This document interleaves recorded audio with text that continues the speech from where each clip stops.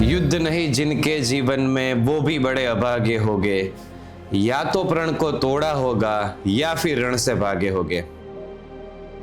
Okay, હવે running બાદ બેન સૌથી એક મોટો ચેલેન્જિંગ ટાસ્ક આવે છે, એ છે લેખિત પરીક્ષા. તો તમે આને કઈ રીતે હેન્ડલ કર્યું? રીઝનિંગ તો ફેવરેટ છે. રીઝનિંગમાં તો સારા એવા માર્ક્સ ખેંચાઈ જતા હતા. પરીક્ષાથી પરિણામ સુધી કેવો માહોલ હતો, તમારા માનસિક સ્થિતિ કેવા પ્રકારની? તો સર એમાં મને થોડુંક હતું કે ખબર નહીં કઈ રીતે પેપર ચેક માર્ક્સ આપશે, તો એમાં તો હું થોડીક માઇનસમાં જ હતી કે હવે જે થાય એ જોઈ લઈશું. અને મેં પોતે રડી ગઈ હતી કે ખબર નહીં આમાં થશે કે નહીં થાય. ખાસ કરીને જ્યારે બી તમે એમ થાય કે મુશ્કેલીની પરિસ્થિતિમાં તમે મુકાઈ જાવ છો, અથવા તો તમને એવું ઘણીવાર થતું હશે કે હું ગીવઅપ કરી દઉં, ત્યારે મનમાં એક કયો વિચાર તમને સતત સ્ફુરિત થતો હોય?